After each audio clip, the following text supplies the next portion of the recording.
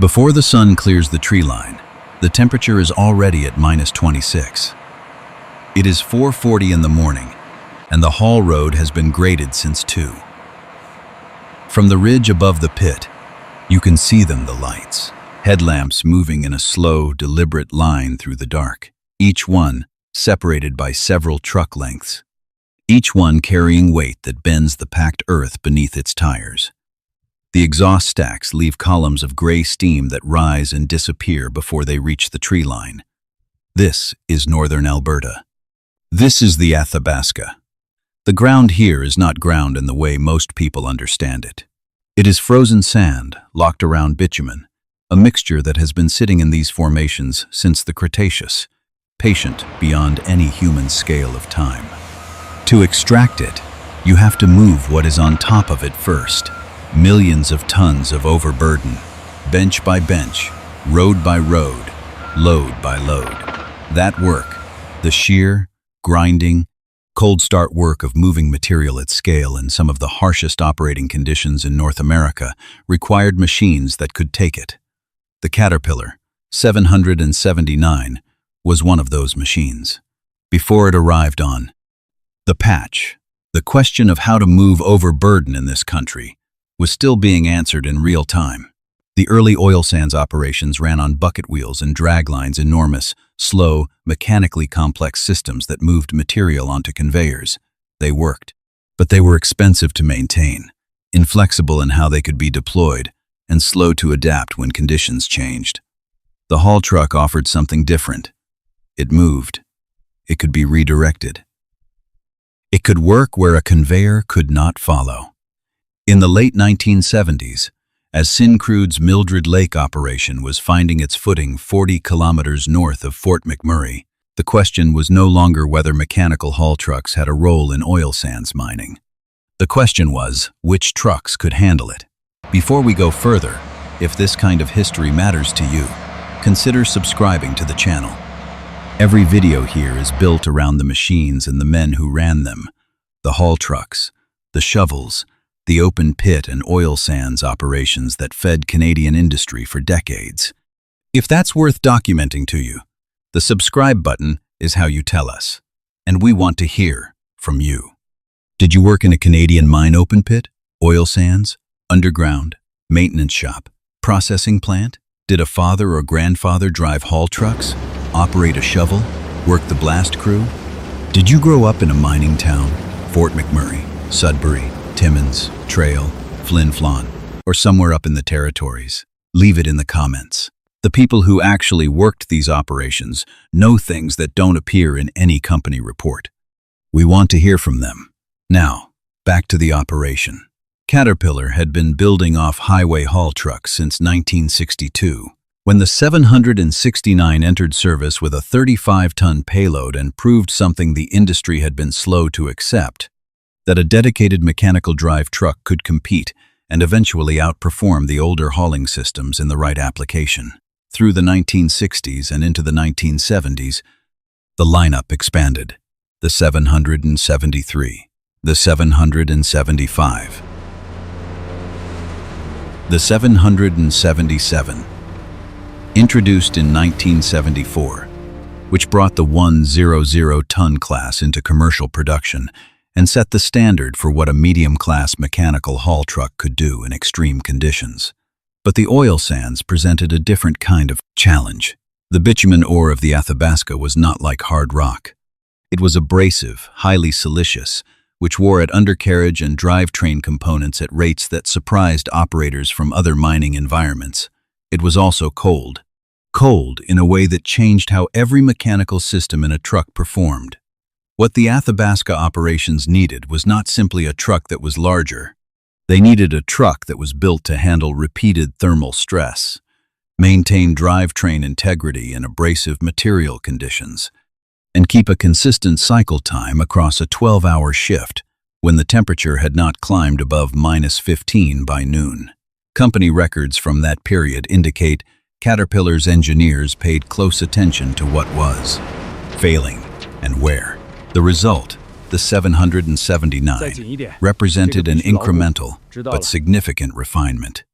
The payload capacity, documented at approximately 85 to 95 tons depending on body configuration, was paired with a Cat diesel engine producing in the range of 700 horsepower. The mechanical drive powertrain direct, without the complexity of a diesel-electric system, was deliberately matched to the demands of the Athabasca haul cycle. It was not built for speed. It was built to keep running. The front tires on the 779 stood approximately 2 meters tall. Loaded, the truck's gross vehicle weight was in the range of 200 tons, a figure that determined every engineering decision in the haul road's design. Grade percentage, road base depth, drainage structure. A loaded 779 on a 10% grade in February, running on road base that had thawed and refrozen during a temperature swing, was a different calculation entirely from anything the construction roads north of Fort McMurray were originally built to handle. The engine drove through a mechanical power shift transmission. No diesel-electric system, no separate motor generators. The power went from crankshaft through the transmission to the rear axle directly. That simplicity was part of the design intent. Fewer systems to fail in cold weather, fewer components that required heated environments to maintain reliability. The dump body ran on a twin hydraulic hoist system. A hydraulic failure that held up the dump added up across a full shift in ways that showed directly in production numbers. Cold start procedure at -25 began before the operator reached the cab. The engine block heaters had been running since midnight. Even with all of that, the first 10 minutes after a cold start were managed carefully. The 779 did not like to be pushed hard before the drivetrain was fully up to operating temperature. Men who learned this on their first winter in the patch remembered it for the rest of their careers. Syncrude's Mildred Lake operation opened in 1978. It was 40 kilometers north of Fort McMurray. In the early years, the heavy lifting was done by the draglines and bucket wheel reclaimers. They were enormous. The bucket wheels were described as 10 stories tall, but the conveyors had limits. They couldn't follow the deposit as the pit extended. They required constant infrastructure maintenance. And when one section went down, it could affect the entire production chain. The haul trucks moved differently. A truck could be redirected within a shift. It could haul from a bench the conveyor couldn't reach. It could keep producing, even when another truck in the fleet was down for maintenance. A 779 running on the Syncrude site in those years was part of a production cycle that the plant's continuous coker and froth treatment systems depended on. The plant ran 24 hours. The trucks ran 24 hours. There was no buffer in that system. The trucks either delivered material on cycle or the plant absorbed the shortfall. The oil sands bitumen in those years had a bitumen content of approximately 10 to 12% by weight. The rest was silica sand, water, and clay. Moving it was not extracting a concentrated resource. It was moving enormous volumes of material in order to release a fraction of what was contained in it. Most people never understood that scale. The men who drove those trucks lived inside it every shift. The haul truck operators at the early Syncrude and Suncor operations were not uniformly experienced mining men. Some came from Saskatchewan and Manitoba farming communities. Some came from the Nickel Belt in Ontario, from Sudbury and Falconbridge, where the machines were different, but the approach to industrial work in extreme conditions was the same.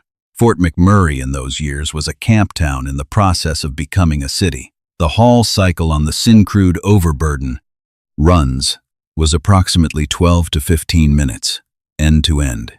In a 12-hour shift, an operator ran that cycle somewhere between 40 and 50 times. Every time, the same sequence: load, check body seated, pull forward, get up to speed on the bench road, watch the grade at the turn, dump, return, empty. The soft spots in the muskeg were not always where they had been the day before. An experienced operator knew the difference. A new operator learned it fast or caused problems. One thing that did not change: when a truck went down on the bench road with a drivetrain failure, it blocked the haul cycle for every truck behind it. There was no shoulder, to pull over to. You got the truck running, or you waited for the crew. The 779 did not outlast the era it was built for.